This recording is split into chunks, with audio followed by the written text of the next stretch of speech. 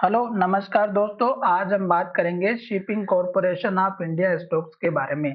हमने जिस दिन से स्टॉक्स में गिरावट का दिन स्टार्ट हुआ है उसके एक दिन पहले हमने स्टॉक्स के ऊपर वीडियो बनाया था और कहा था कि इस स्टॉक्स में गिरावट होगी और गिरावट की वजह भी हमने डिस्कस की थी और वो था हमारा टेक्निकल के बेस पर इस स्टॉक्स में जो लास्ट ट्रेडिंग में कैंडल बनी थी वो। अगर आप यहाँ पर देखेंगे तो ये स्टॉक्स में हमारी एक इन्वर्टेड हैमर कैंडल है। यहाँ पर देखेंगे तो यहाँ पर भी इन्वर्टेड हैमर या डोजी मान सकते हैं। फिर देखिएगा स्टॉक ने सेम कंडीशन हमें यहाँ पे दिखाई इन्वर्टेड हैमर या डोजी टाइप से अगर आप सोचे तो, और बिल्कुल लो के पास क्लोज हुई थी।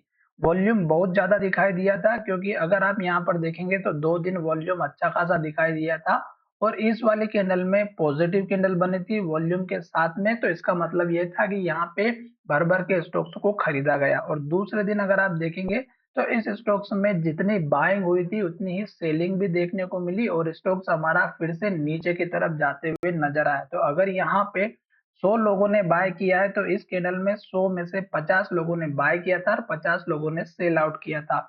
कुछ लोगों ने इस कैंडल में प्रॉफिट बनाने के लिए बुकिंग की होगी और कुछ लोगों ने यहाँ पर हाई लेवल पर अपना सेल पोजीशन बनाया होगा, तो जिसकी वजह से स्टॉक्स हमारा नीचे की तरफ आया।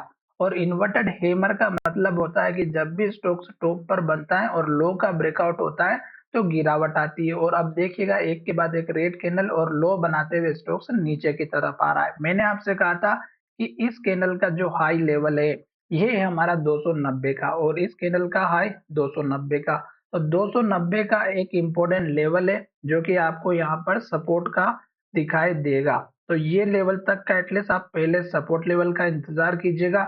दूसरा सपोर्ट लेवल बनेगा इस कैंडल के हाई के आसपास का। तो ये लेवल भी आप मार्क कर लीजिएगा क्योंकि स्टॉक्स में जो गिरावट आने वाली है वो अगर यहाँ पर नहीं रुकी तो स्टॉक्स और नीचे जाएगा। लास्ट का हाई यहाँ पर बना था 290 के आसपास का और लास्ट का लो बना था यहाँ पे 246 का। तो ये दोनों ही लेवल आपके लिए इंपॉर्टेंट होते हैं। मैंने बहुत बार वीडियो में भी बताया हुआ है कि लास्ट का हाई और लास्ट का लो आपके लिए बहुत ही इंपॉर्टेंट होता है। अगर हाई का ब्रेकआउट होता है तो स्टॉक ऊपर जाता है और लो का ब्रेकआउट होता है तो नीचे की तरफ जाता है। अब यहाँ पर एक न्यूज और ये भी निकल के आ रही है कि माइक्रोसॉफ्ट सर्वर को जो है यहाँ पे कुछ गड़बड़ी हो चुकी है या हैक हो चुका है जिसकी वजह से लगभग पूरे वर्ल्ड में तहलका मच चुका है। और ये न्यूज इतनी जल्दी फैली है कि ये स्टॉक्स एक्सचेंज पर भी असर करने वाली है। तो मंडे के दिन थोड़ा सा सतर्क होकर काम करिएगा।